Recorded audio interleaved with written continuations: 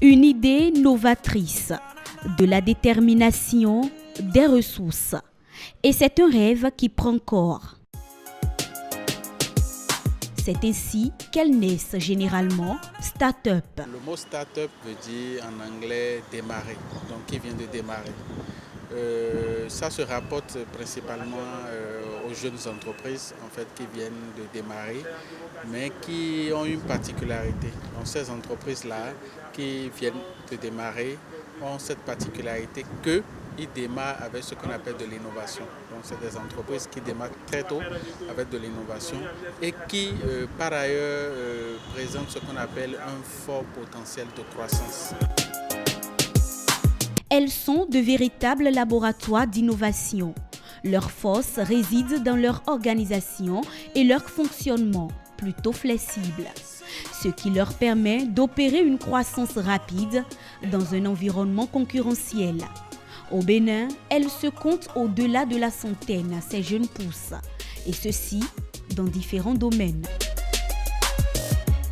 De l'agriculture à la finance, en passant par l'éducation, la gestion de l'environnement, le tourisme, la santé, le commerce ou les télécommunications. Ces jeunes Béninois mettent en avant leur génie.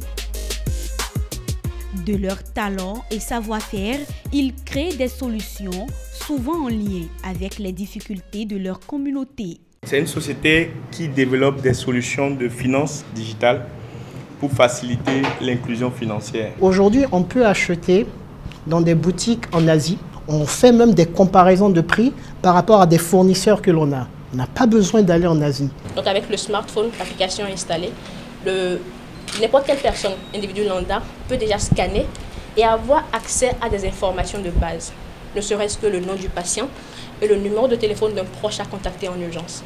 Donc, toute personne peut déjà intervenir, appeler déjà le proche et dire à tel votre parent a tel problème, on l'a envoyé dans tel hôpital, venez déjà pour aider. Ça réduit déjà la durée de prise en charge. Et pour accompagner, promouvoir ces compétences, raconter leurs success stories, une journée leur est dédiée. Pour voir qu'est-ce qui a pu bien marcher jusque-là, qu'est-ce qu'il faut améliorer et au sein de chaque pays, au sein de chaque État, les gouvernants vont voir ce que les startups ont réellement apporté à l'économie, ce qu'ils peuvent également faire pour faire en sorte que les startups émergent.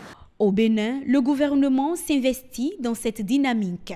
À travers le ministère du numérique et de la digitalisation, les startups bénéficient de plusieurs accompagnements. Le premier accompagnement dont les startups bénéficient déjà au Bénin, c'est déjà cette visibilité-là qu'offrent les gouvernants.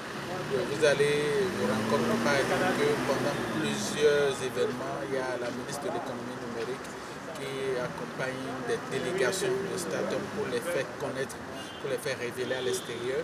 Et la bonne nouvelle que nous avons eue tout récemment, c'est que le gouvernement est en train de travailler sur ce qu'on appelle le Bénin Startup Act, qui va être un décret ou une loi qui va permettre en fait de régir correctement ce qu'on appelle le label Startup.